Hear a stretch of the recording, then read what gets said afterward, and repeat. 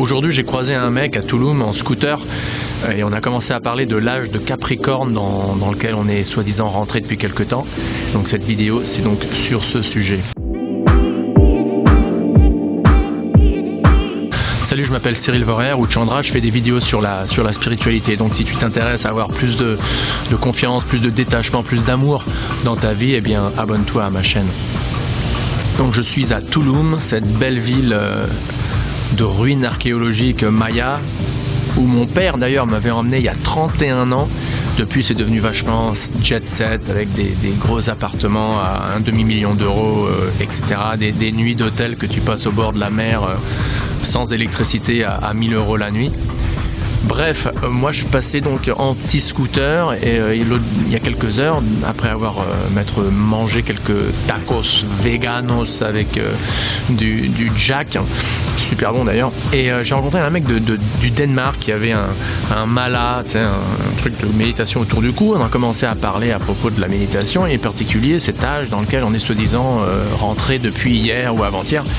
Et je lui ai dit, et d'un seul coup je me suis rendu compte maintenant en fait, et je lui ai dit, tu sais, on a beau être dans un nouvel âge, soi-disant, l'âge de Capricorne, ceci, cela, mais ultimement, on a tous notre libre arbitre, quoi. Et aussi propice que la situation puisse être dans le monde, dans l'univers, dans nos vies en général, moi, en tant qu'individu, je peux toujours choisir de faire des conneries, je peux toujours choisir ou faire des choix qui me font du mal, ou qui sont pas bons pour ma vie, ou qui sont pas bons pour ma spiritualité.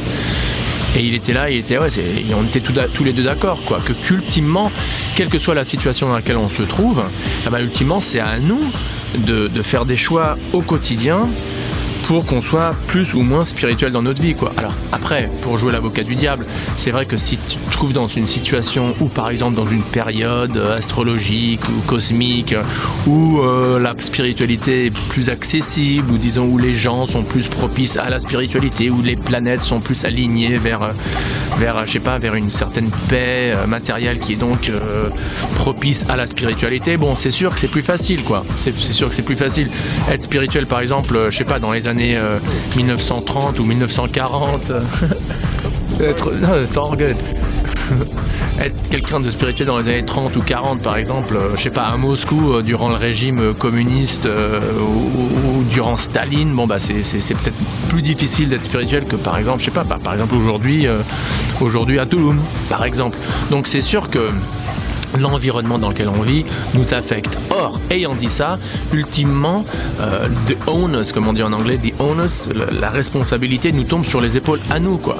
Et c'est à nous de faire des choix. C'est à nous d'utiliser notre libre arbitre de telle manière qu'on continue à être de plus en plus spirituel, que les circonstances externes soient propices ou pas, quoi.